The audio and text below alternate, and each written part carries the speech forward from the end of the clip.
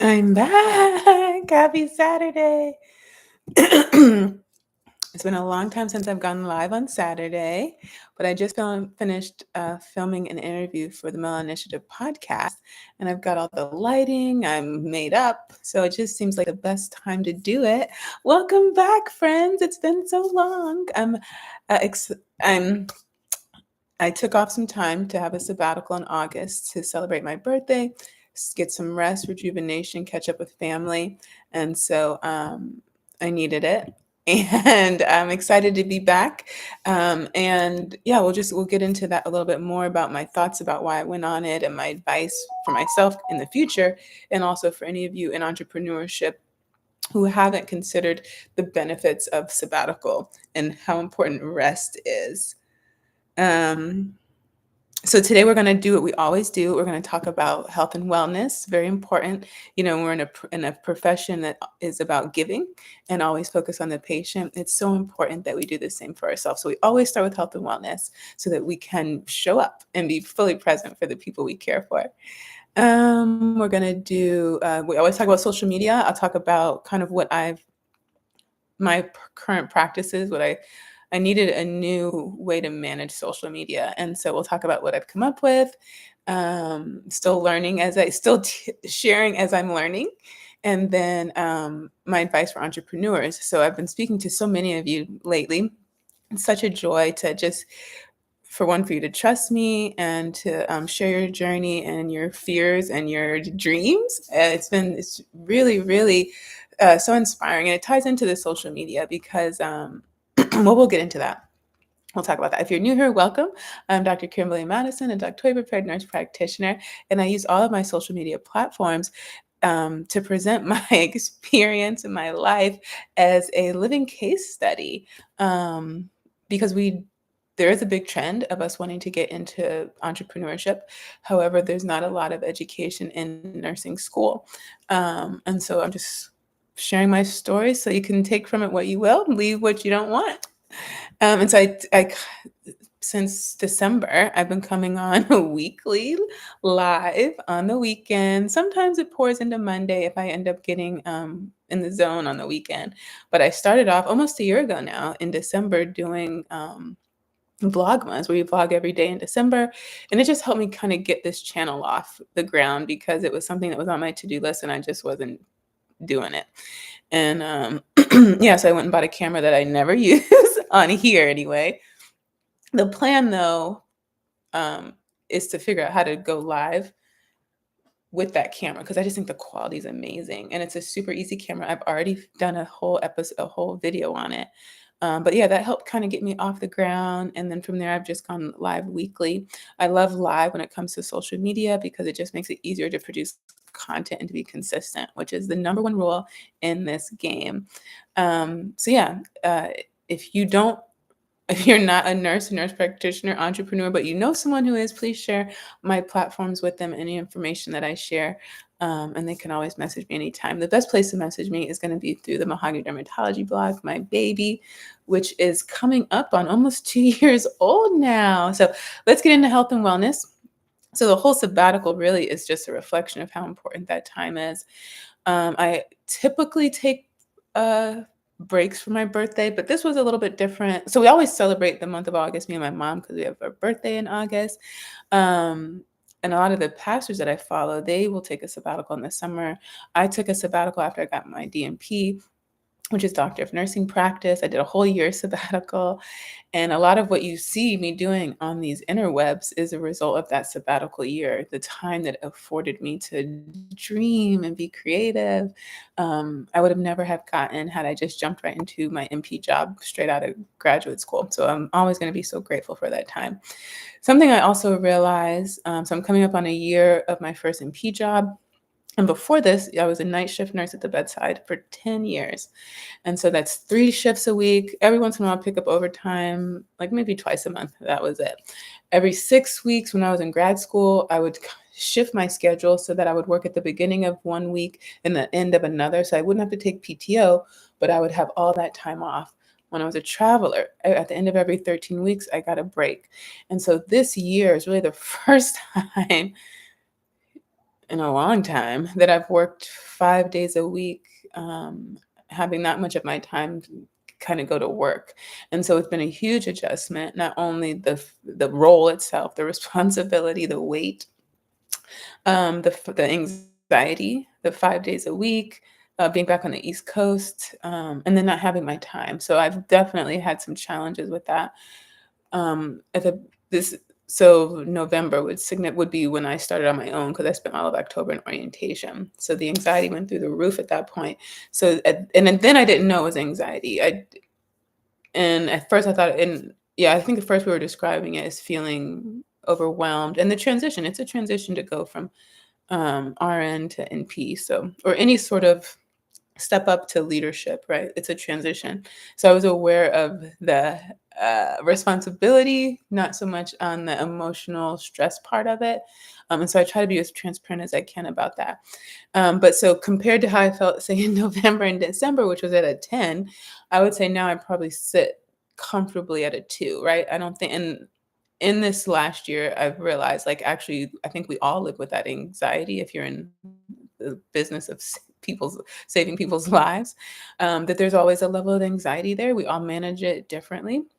But I think it's always been there and I just didn't notice it. But I think now it's at a good 2, in terms of like most days. Some days it goes a little bit higher. This week was a bit challenging in particular. Um, but for the most part, I think I've been at a 2. I'm a little bit concerned because now we're coming up on the winter. And last year I recognized that for years, actually, I probably was going through seasonal affective disorder where you can get a little bit down when the seasons change and there's less light. So I'm aware of it now. Um, and I do have plans. I've always had plans to get a therapist. And I have some things that are about to take place. So it's going to take up my time. But certainly, realistically, probably once the new year gets started, I'll be able to settle down and actually settle into things and be able to put that on my calendar. But in the meantime, just adopting some practices that will help support me through the winter time. I think one, being aware is going to be a big, big part of that. And then my family and my loved ones are really helpful in helping me talk through my feelings and give me the space and time for that. Um, and yeah, maybe I'll even invest in a light or something. So we'll see what happens there. So that is anxiety. And as far as sleep goes, I was really averaging about 4 hours of sleep most of this year. Here and there, I might get like 6 hours or something. But through the sabbatical, I was able to move up to the 5 hour mark. I did have a couple days where I got like 6, 7 at the most. And I'm happy with the 5. I feel the difference. A big thing for me was making sure I can go to sleep before midnight. I feel like once midnight comes, just with like circadian rhythms, I felt like that was really impacting my hormone levels and I was struggling to really lose weight.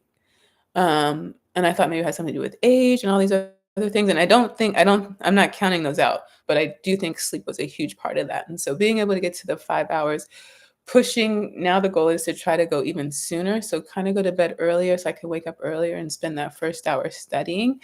That's where I'm at right now. I'm trying to move into that direction. And so getting to the 5, being able to be pretty consistent for the last month, it gives me a lot of confidence that moving forward, I'll be able to continue to move closer to my goal, which is 6. I'm happy to get 6. I think that would be great, especially through the week. And then if I happen to get more on the weekend, I'll take it. But I used to 6 was my average at night on night shifts too. So and and that worked really great for me. And I've already seen a difference um, in my body since I've been able to, and my mood, since I've been able to maintain that 5 hours. I see somebody's here. Happy Saturday. Thanks for watching. So then let's see, skincare. So I do have some products. So maybe months ago, I went on my Instagram and talked about how I had talked to my dentist about about teeth whitening, and she said that she doesn't think it makes a big difference, and that she actually recommends the strips. So I finally purchased the strips. You can see they're still in the package, and I haven't used them yet, but I will. And I'll give you an update on how that goes. But last week, so for my sabbatical, I still work my regular job, but I took a break on some of my side projects that I have going on. And I did still take a couple meetings. I did film one interview like the last day of the month. So it's just a huge difference in how I normally live. So for me, it was a good sabbatical, and I'm happy with that. So it was about relationships, reconnecting with my family, and so I think I've shared before. Someone said there's three things: your business, your family, and your friends. You can have two out of the three, but you can't have all three. And it's true. I mean, for me, it's been true for the last year, and so. I can't even think of the last time I really hung out with my friends per se, besides Alicia and Geraldine, but even that is work. We did have one meeting that was non-work related intentionally. But outside of that, yeah, I can't say that I've spent any time with my friends in person. Some phone calls for sure. Um, and then there's your family. So I do see my family more than I see my friends. And this time I was able to spend some time with my extended family. And so one weekend we went to Delaware. We went fishing. That was so fun. That's one of the pictures in the thumbnail. And then another week we went to West Virginia, went whitewater rafting with a cousin of mine, and then and her husband. Shout out to them. And that was fun. So yeah, that was really fun. Looking forward to doing that again at the waves were like category 1 through 3, and it can go up to 6. And so I'm looking for like category 5 experience. And I was explaining to someone, I wanted to feel we had a wonderful time. Honestly, it was really nice. And what I loved about it was that we saw other people on tubing on like the lazy part, and attached their tube was another tube that they had food and drinks. And I was like, oh man, I want to spend a whole afternoon doing that, right? But because I came out for this, experience, I was looking for it to be what I describe as feeling like my life was in danger. And then when I hear myself say that, I think, man, when you live a very stimulated life, right, and you are looking for like a thrill or an excitement, and you can tell me if you relate, that thrill and excitement really has to really hit. It has to be almost like a high intensity to really stimulate you. But let me know what you think. So I'm looking forward to those 4 or 5 category waves. And I brought back my desire to want to go skydiving is back on the list. I really want to go on the West Coast and do it. I mean, no matter where you do it, it's going to be beautiful. But I really, really want to do it somewhere on the West Coast. I just think that's going to be phenomenal experience. And so, and then last week I went to Detroit, and they had 2 festivals over the weekend. Shout out to Detroit. What up, though? The first one was called Arts, Beats, and Eats.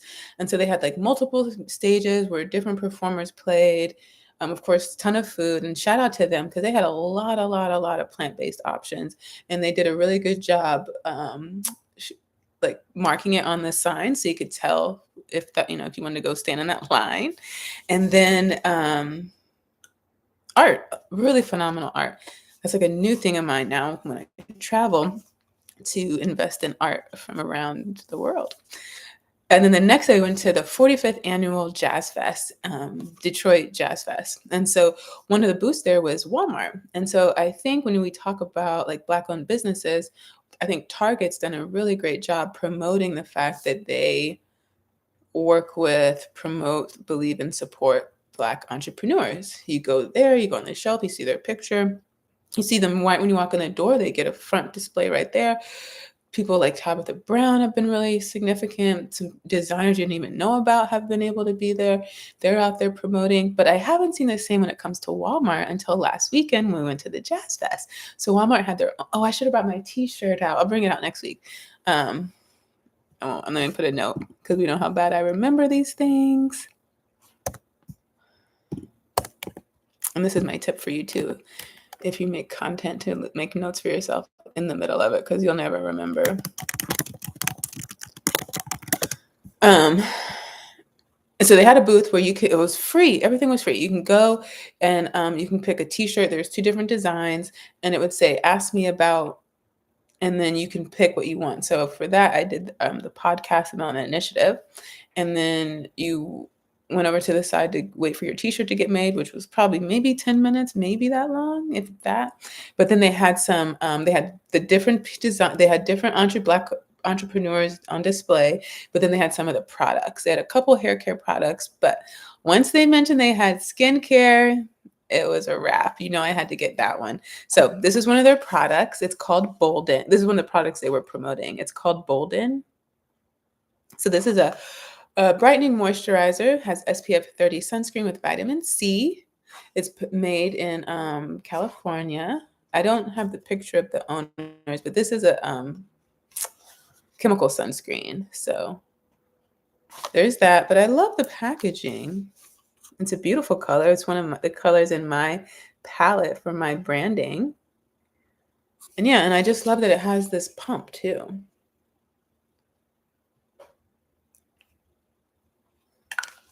I was expecting more of a twist top, but I love this. Really cute design. No smell. And of course, it blends in evenly. Since we're on the topic of sunscreen, and it's at the top of my head, last month I did read, I think I was reading an article or listening to something, that the FDA only requires sunscreen brands to, let me see if I get this right, to test on skin tones, Fitzpatrick's 1 through 3, I want to say. And so, and I can't remember if that's still the case or that was in the past. But I'm going to be looking more into that. That's an article I want to write about, a topic I want to write more about.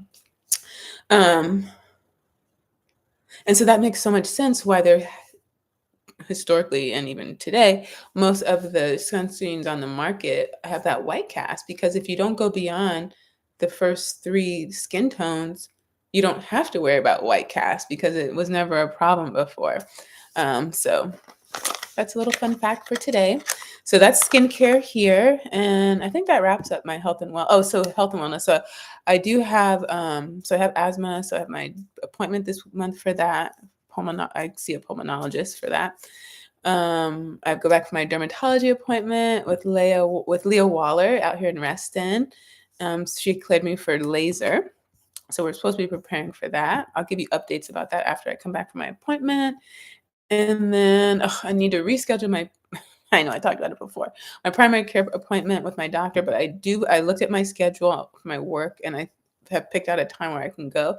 And so I just need to make sure that she has availability for me. And so the plan is to have all that done this month.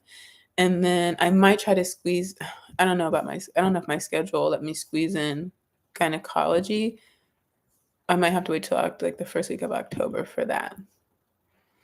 I haven't been great about wearing my sunglasses when I run. I still probably about 50-50 of the way. I ran yesterday and I didn't wear them. So I'm still working on that. And that, if you don't know, when I saw my eye doctor earlier this year, she saw a little bit of cataracts. And so she's been encouraging me to wear my sunglasses more, which I have to say, I don't think I knew sunglasses, when they talk about wearing them for sun protection, I thought it was more for like protecting your skin from like getting the wrinkles. Not so much the cataract conversation. I don't hear that coming from dermatology, and I don't remember hearing that coming from like my primary care training in school. Okay, let's talk about social media. So a big thing I did, I didn't do any social media. I did very little. I didn't do any videos. I didn't go live. I didn't look at anyone else's videos. I did the bare minimum, just in terms of checking messages. And responding to some of the messages if they're words. If you're sending me videos and things like that, I promise you I don't have time. But if you send me messages, I'm pretty good about responding to those. But because now I'm getting so many more, I'm going to be shifting people to the blog because it keeps everything in one place for me, and I get a direct message for that, and it's just more organized, and I can get back to you faster. Because if I think I'm going to go on social media and get distracted, I'm probably not going to go there. And so that's been really nice. It gave me a lot of my time back. And so let's talk about my journey on social media. That started this is 24, that was 23. So spring of 23, I took marketing courses and I took courses to start my business. And they talk about, first of all, social media is free marketing. So it's a no-brainer. You should be doing it.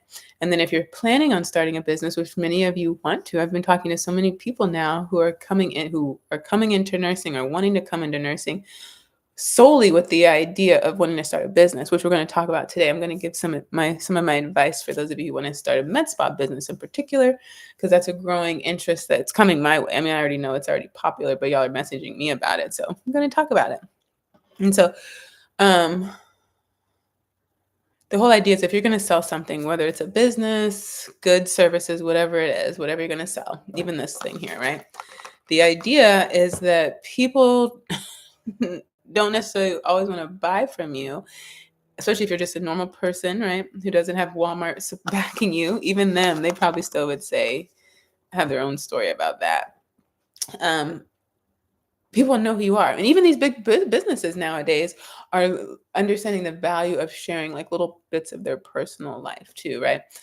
So people can kind of get a better sense of you. But especially if you're in the business of healthcare and it's about relationships, people want to know who you are. And so the advice is to come on social media, create a presence so that people can follow your journey. And by the time you get to opening up your business and practice or whatever you're selling, that they will have followed you. They will now be behind you because everyone loves the underdog. Everyone loves to see the before and after. And so if you're just starting your journey, it's advised that you start sharing it now. Let people see what it takes to get to where you're trying to go and how things pivot, how your perspective evolves. And so I did that. I took that advice. I, set up all my accounts, started coming on social media. When I first started, I used to do this thing called article a day challenge, where for 30 days, every day for 30 days, I read it and reviewed a different article in dermatology and discussed the implications for dermatology nurse practitioners. I did that every day. I lost so much sleep over that because I was learning how to navigate, going live. I was going live on Instagram, posting things, creating things, music, text, the whole nine, right?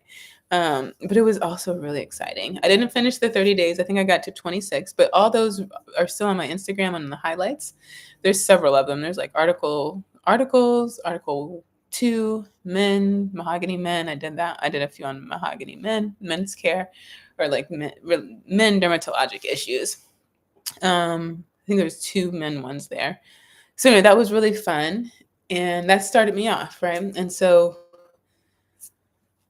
you get data analytics, you're looking at your numbers, you're seeing how many people are following you, and you just think, whew, I'm never going to catch up to those people who have thousands of subscribers, right? And that can be overwhelming, and you could just think, I'm just not going to do it. And when I listen to these podcasts of these MP entrepreneurs, they talk about how much they don't want to do it, how much they're not doing it. But out of that gave me so many skills when it comes to social media that benefited me for the Melanin Initiative podcast, and also for the work that I do with diversity in dermatology, not to mention my own business and brands. And so now I do have an assistant. She is the producer for the Melanin Initiative podcast, and she runs the social media over there. And so because of my experience dibble and dabbling, as her employer now and collaborator, we collaborate on most of these projects now, I'm able to first of all appreciate the work she's doing, understand how much time it takes, the attention to detail. That part at the top is the appreciation factor, but also know what she's doing and be curious about, hey, how did you do that, right? But also offer suggestions. So just like any regular job where it's like, oh, I want to know how to do everything, right? And sometimes you have to learn how to do everything because it's just you in the beginning, because you don't have the funds or the clientele to hire other people. And so it's just like social media, me getting out there, double dabbling, and pretty much running everything for the first year before she came on board taught me so much. And so that's been so beneficial. Now having someone doing it for me, now I have insight into what it is she's doing, because you never know, she might decide to leave, she might get sick, anything could happen, and I need to be able to kind of pick up where she leaves off until somebody else can fill that position. Maybe she takes on another role and wants to move out and do something different. So that's been really helpful. But the thing is about the social media journey is you can get really distracted by the numbers, but I promise you that the numbers are very insignificant. And the people with big numbers will tell you too. Just because someone has a large following doesn't mean they have any engagement. It doesn't mean that them showing up equates to anything. Are people taking action? Are they signing up, subscribing, purchasing? can you even respond to all those people? Now, do they just feel like a number? Do they feel seen or not heard? And so many opportunities have come, and I think I don't even think I have 600 followers on Instagram yet. And even this account doesn't have that many, although it's growing all the time. And it's been actually a blessing because you get to figure things out without having a large audience looking at you. I promise you, it's much better that way. And even this coming on here, maybe a few people watch it, but what's happening is I'm getting better every time. And when I hear myself talk, the message gets more refined. I sound more confident. And it sounds like I've said it 100 times because I have. And so by the time people do catch on, they do watch, and they'll go back and watch those old videos, which thank you, but oh my gosh, people will refer to those as their cringe videos. Um, People will appreciate the growth, and they'll see like the journey as well as yourself. So my takeaway for social media is like it's more about the engagement than it is about the numbers. And once you do get to a large point where you can't even keep up with everyone, you might miss that opportunity and have to then create more of those organic connections. So for me, social media, I finally did it. I picked some times in the day where I'm going to check social media, email, messages, all those things. I put myself on a schedule, and I've been pretty good about that. So that's my recommendation. And I can't even take the credit from the author of 4 Hour Workweek, Timothy Ferriss. That was his recommendation. He checks his messages like, I want to say 8, 12, and 4. And outside of that, he doesn't do anything else. And you don't have to do like that particular timing, but it is kind of like within business hours. So you do want to be mindful of like when your target audience is more likely to benefit from when you need to check it if you want to keep things moving along, right? But pick a time that works for you. And it's just been helpful mentally to be clear and focused. And also engaged and not distracted. And then also, I just want to point out the journey on, I'm giving you kind of a really good realistic time frame on everything that's transpired since spring 22.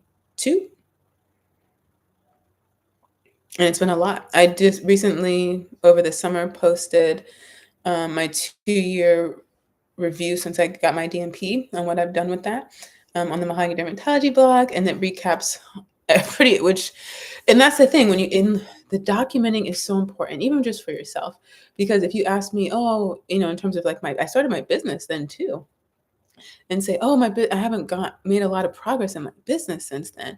But in writing that article, seeing every month what I was doing, things I didn't start off wanting to do, right? I started off wanting to start this business. I came on social media because I said I need to build a presence. And from that came so many things, but it was only 2 things on the list. Well, I had started the blog, and we were creating the podcast. But everything else, that list was short. It was super short. That's what I'm trying to point out. And since then, every month something has happened since then. And it's been great, and more to come. So that's social media. Just this week, I was going on YouTube, and one of the people I follow who I've talked about before, Dr. Antonio Webb, who's an orthopedic spine surgeon out in San Antonio, Texas. He is also a content creator. He's been creating content I think since med school. I haven't been following him since med school, but I've been following him for a long time. And so, he went to med school, he went to residency, and then he did some fellowships after that. So he was in school, I want to say for a total of 14, I think he said 14 years. And then he documented when he went and did like all his exams and his interviews. And now he owns his own practice. And this whole time he's talking about social media. He talks about his life back home in Shreveport, I want to say, Louisiana. He's written a book. He does things in his community. He even went to his school and talked to their advisor, like their admissions board, to talk about med school, which has given me ideas for the podcast. He's talked about his outside ventures, which are investing in real estate. He's been really open about his loans when he paid them off. I can't wait to make a video like that. So he's just been really phenomenal. And of late, he's been creating programs to help other professionals, healthcare professionals, doctors. He targets doctors in most of his language, to be on social, to help them with their social media presence, teaching them about the importance of it, and then the actual, nitty gritty of getting it out there. And so he, when I went on YouTube the other day and I opened up the app, it showed that he was going live in like a webinar, a free webinar. And I caught like the last 30 minutes, I think. So I signed up, got in right away, and got to hear him and his partner talk about what they do, their journey, and what they are offering. And so this is like a beta testing that they're doing right now. So they're offering a beta test price to get in. And if you don't know, I did a bunch of coaching at the beginning of the year for YouTube, how to be a 6-figure speaker, millionaire mindset, and then business sales. So I spent about $600 or so on that. And I have all the material that they gave me. So I'm going to recap it, review it, as well as the courses I took with the Elite the Elite NP. I want to cover all of that in the next 7 months also. And then I think next year, I know. Well, I'll say I think I'm going to sign up for the beta testing will be over by then, this thing they're offering now. But, most people, when you get a coach, it's not the only time you'll do it. You'll do it again throughout your journey. And so I think next year for me, I will probably work with them. So stay tuned for that. And follow him. He makes really, really fabulous content, not only in terms of like teaching you how to do social media, but he's showing you how to do social media. So take notes. So let's talk about entrepreneurship. So we have the virtual Preceptor shop, which is a collection of digital resources for nurses and nurse practitioners, with a lot of emphasis on those of you who are in love with dermatology like me. So one of the books on there is How to Be a Nurse, right? And that book I used to give a presentation for a nurse career fair that I held 2 years ago. And it's a ready-made package presentation. Anyone can give this, whether you're like an advisor, a youth minister, a teacher, whatever you are. Anyone can pick this up and give the presentation, even if you're not in healthcare. It is written for those of you who are interested in knowing, how do I be a nurse? How do I get in? Where can I get in? How do all these programs differ? How long will it take? How much will it cost? How can I network? How can I find mentors? So it's all in there. I made a purchase. I think my first purchase. Yeah, I think my first purchase during August, and I met her. So we got on a call earlier this week, and she was telling me about her journey. She actually has already been an entrepreneur, and she wants to transition and how she goes about her education and professional practice. And she told me that one of the pages she landed on was the military page. And so I've already been talking to one of my nurses that I work with about the military. And then to have her come along and talk about how she landed on that page, and it really caught her attention. In particular, both of them, they're really concerned about the cost of school, and you should be. And when I was growing up, the whole emphasis was like, get these loans and you'll pay them off the rest of your life. And didn't think twice about it. As I got older, especially once I started dating, that was a big, especially the serious relationship. It's like, oh my gosh, these decisions that I've made about these loans are not just going to impact me, they're going to impact my partner, right? And I wasn't comfortable with that anymore with those decisions. It was already too late. So for me, and now that I know so much about financial literacy, my advice would be to never take out a loan unless you already have a plan to pay for it. So people who are interested in the military, it's a great way to pay for school. It's a great way to get benefits for loans to get housing eventually, which are assets. You want to acquire assets. Loans are liabilities that you're going to owe. And so you want to not be in that position if you can avoid it before you're in a position where it can work for you. Because there are lots of wealthy people who talk about the power of debt and how they use it to their benefit. That's outside of my scope of knowledge. But I know there are people out there who do talk about how debt can be beneficial. But if you're not in that position yet and you certainly don't have the knowledge, then it's something you want to avoid. I grew up on a military base right here in Quantico. When I was born, my dad was a drill instructor at Paris Island in South Carolina. And so I just love the military. It's always been a wonderful thing for me personally. And I wanted to join. My dad wasn't a big fan of it. And so to be able to help these women and to inspire them, offer information, and if that's the route they go and it changes their lives, I mean, good for them, right? That's awesome.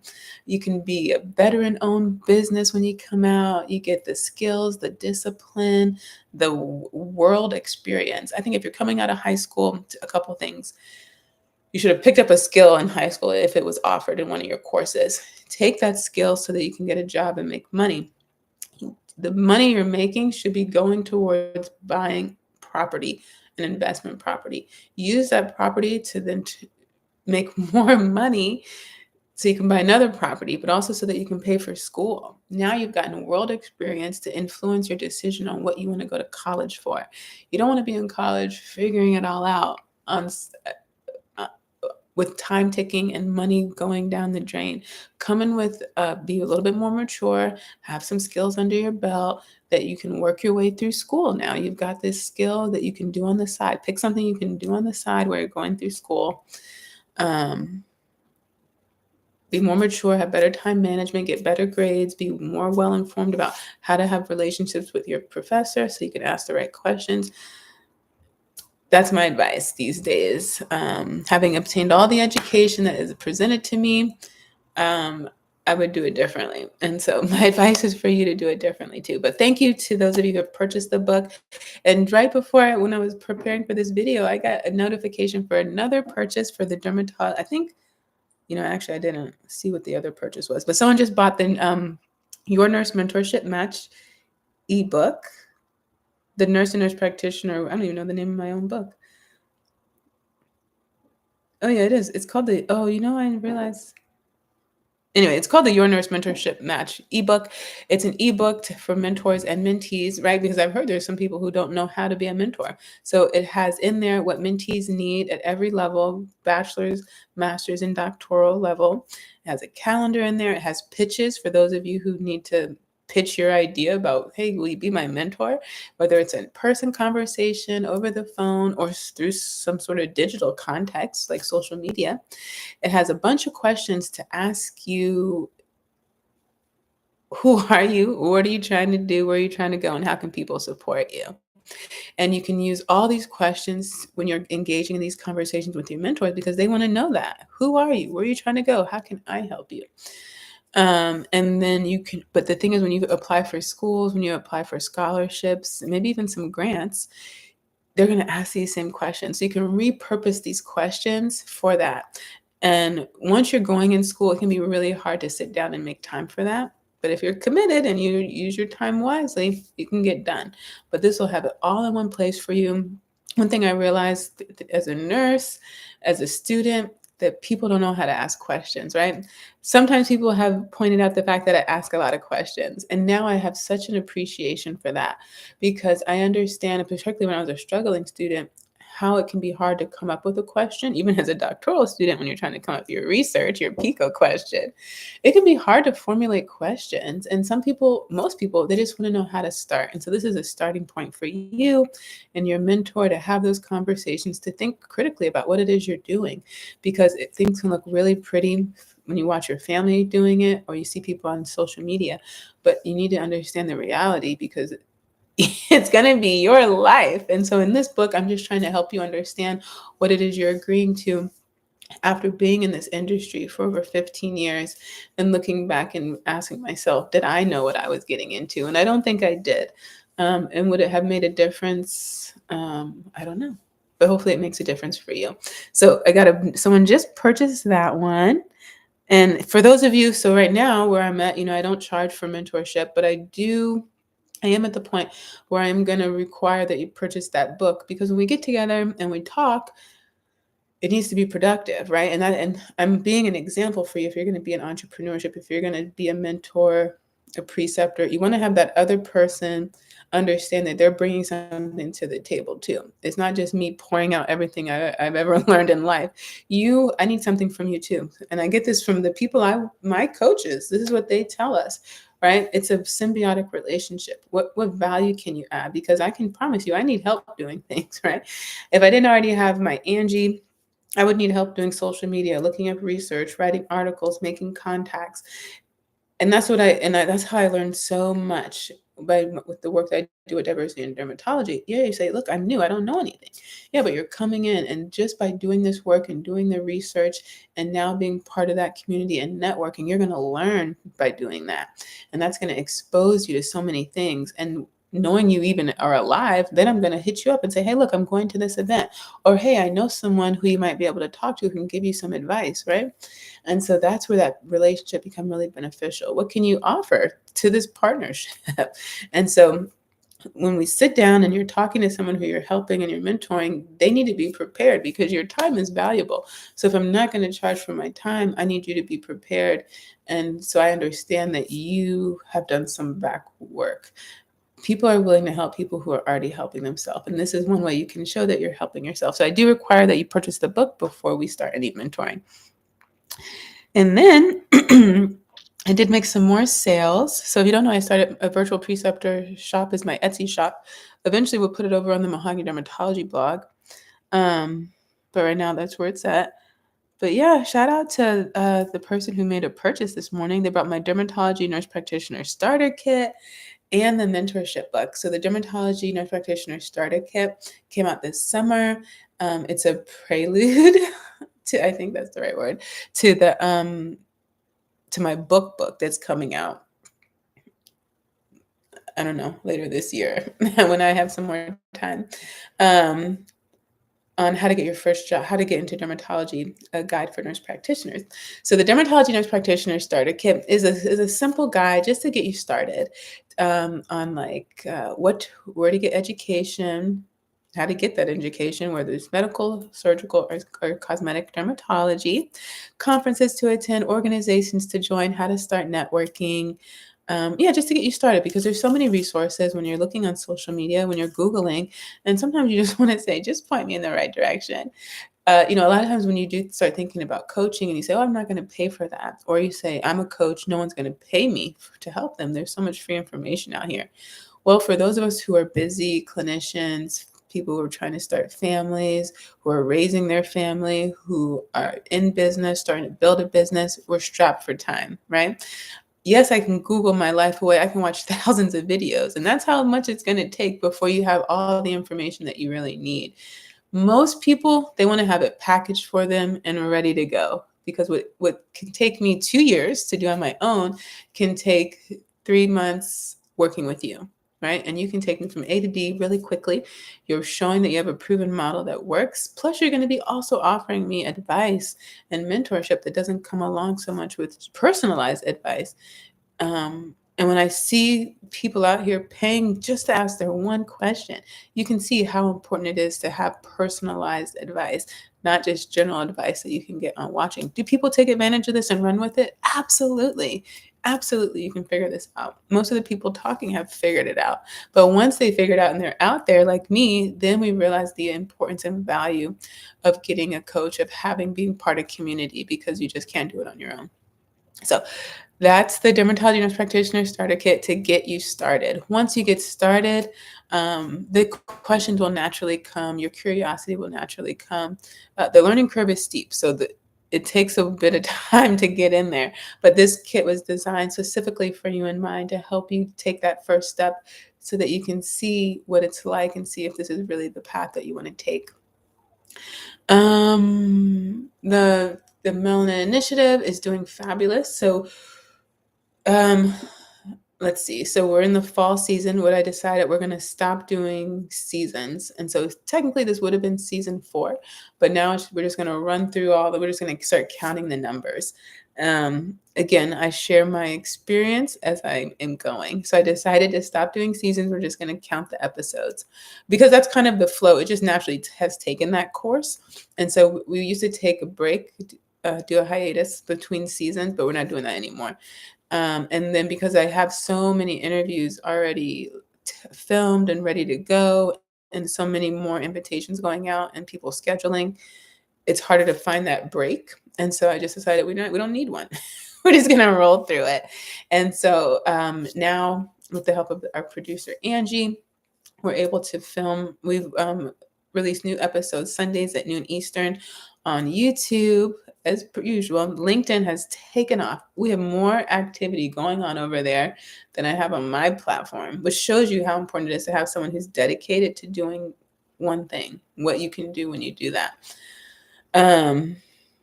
Instagram, I think we've been going live on Instagram the last 2 or 3 weeks now. It started when I was on my sabbatical, so I wasn't looking because I was on, I'm not checking social media. But now it's up, so I'll be able to look over there. And then once you hit, I think she said we need to have 100 followers on Facebook, then we'll be able to go live on there too. And so we recently announced that we have reached more than 30,000 views on YouTube. That doesn't even include LinkedIn. LinkedIn's been phenomenal for us. It's my number one recommendation for social media for healthcare providers. And you guys have been so phenomenal. Our colleagues in nursing and medicine, outstanding. The interview I just filmed is with an emergency physician by the name of Dr. Pindi Chawla. And really phenomenal story, her journey into emergency medicine and now what she's pivoted to do now. She found us. She was attending a networking event. Goes to show you the importance of networking. Someone, I don't know if, I think so. She started following them, and on their LinkedIn page, they had like reposted one of our videos. She reached out to us like this week, I think. We have a new sign up form for our guests, which is a social media tip. So now, instead of the all back and forth and collecting this information and attachments and all those kind of things, now we have a nice Google form. People just fill out all the information and it automatically pours into an Excel sheet. And we just have all of our guest information. Beautiful, beautiful, beautiful job, Angie. It wasn't even my idea. Wouldn't have even come up with it. But anyway, Dr. Chow reached out to us. We made our first contact. We had our brainstorming session yesterday, and we interviewed this morning. And so that episode, I think the rest of the year is already planned out. I'm actually into January right now with scheduling when shows will be aired.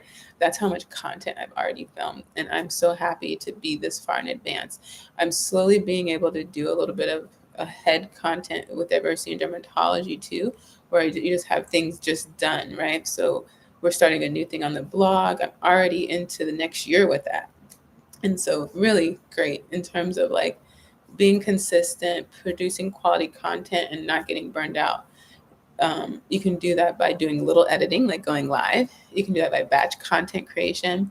And you can do that by kind of doing a lot of work at one time and then maybe slowing down. So I'll be doing a bunch of filming this month in the first couple weeks in October.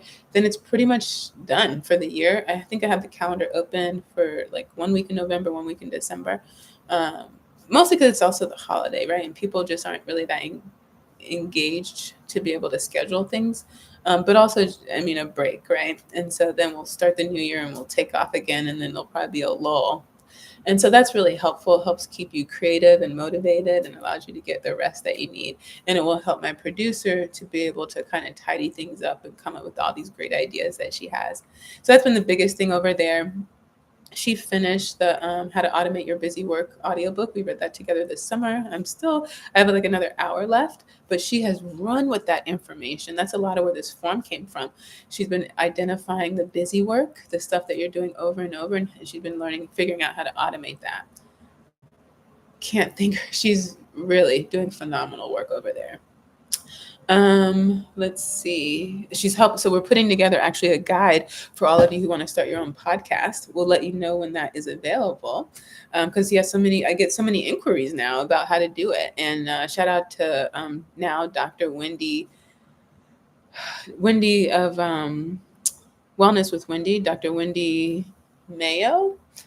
She has like a hyphenated last name. That's why I'm hesitant. I can't remember if Mayo comes first or it comes second.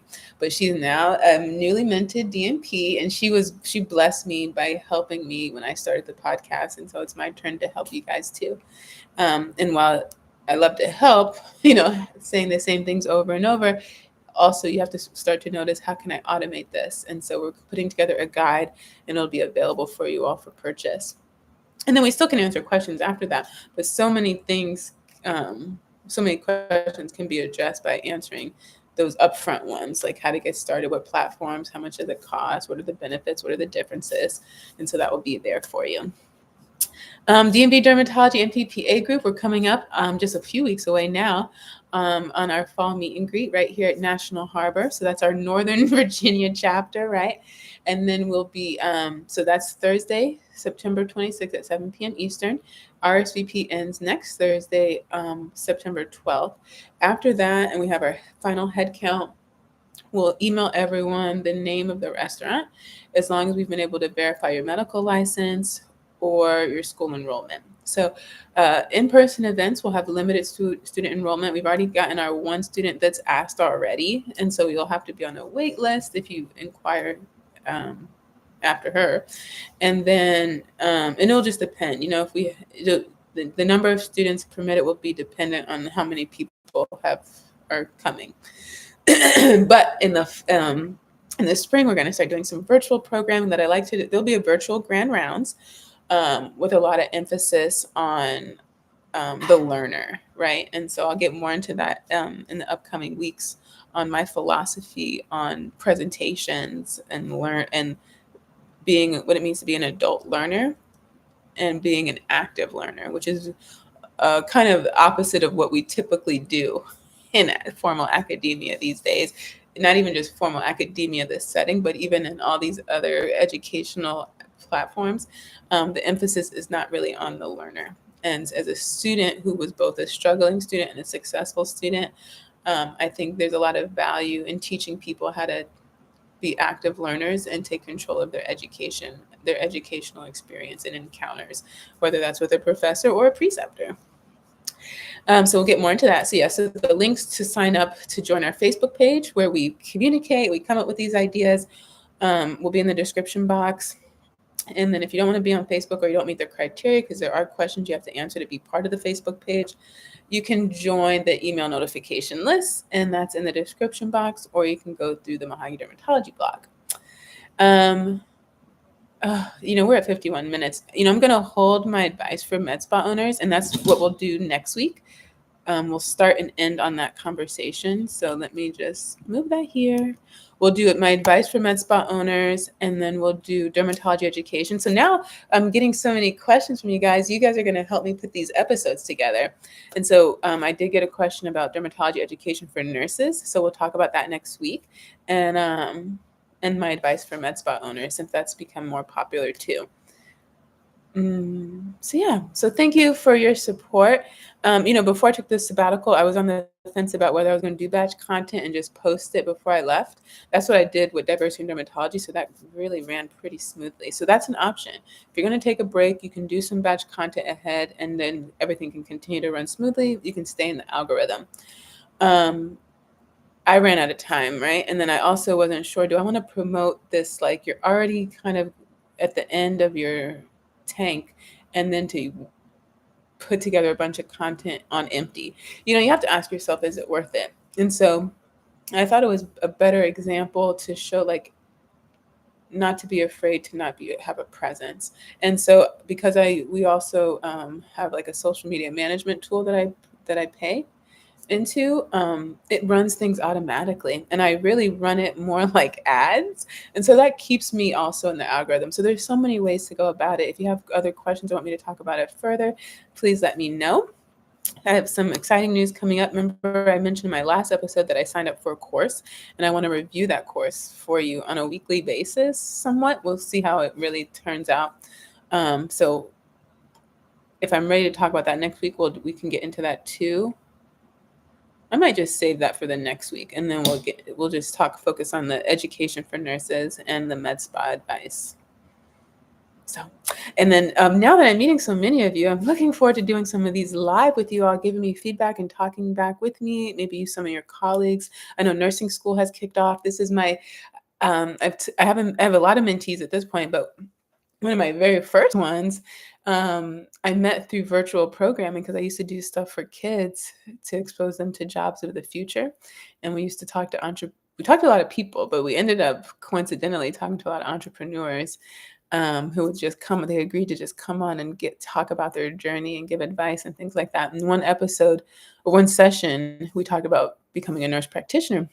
A student came on. She was starting her nursing school then, which was January 22,